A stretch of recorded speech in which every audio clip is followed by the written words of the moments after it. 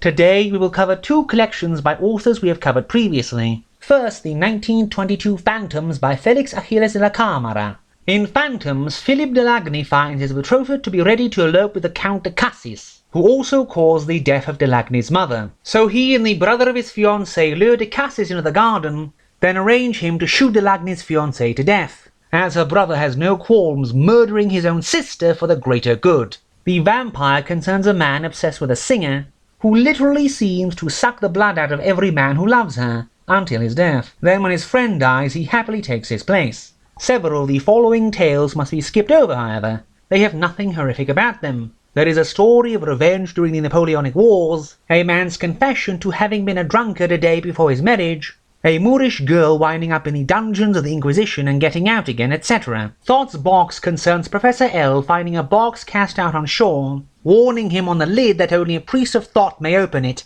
His daughter opens it and is found dead with a blissful expression on her face while the light inside the box burns out his eyes. The Blue Devil is a humorous tale of Professor Vernier accidentally summoning the Blue Devil, who refuses to leave as a man the professor hired to be a butler courts his daughter in secret, and those are all the relevant or good ones.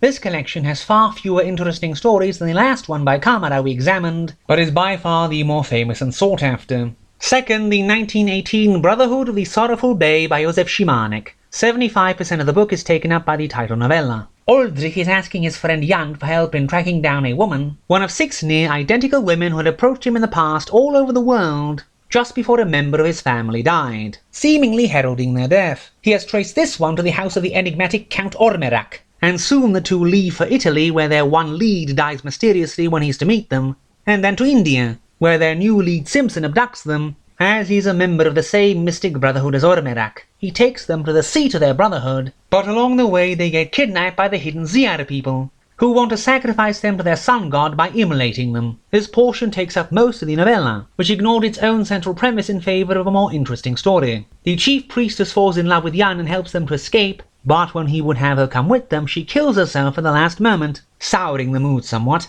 At the Brotherhood, Oldrich meets the original of the now 7 identical women, who can only live now that the other 6 are dead. Falls in love with her, dies and gets better. The resolution of the initial plot is mostly an afterthought. Of the 3 remaining stories, only the Bush of Paranos is interesting. Kalimache died before her lover came back to her, but appears to him as a ghost to tell him how her uncle Pharanos had bled her dry to death to feed his monstrous bush which he had created and which could only be watered with blood, with which he wanted to gain power over the dead and become unstoppable, but he got poisoned by one of the thorns and died. The other 2 concern a dryad leading a painter to dwell with her in nature, and a jealous lover sending her rival to be poisoned by snakes.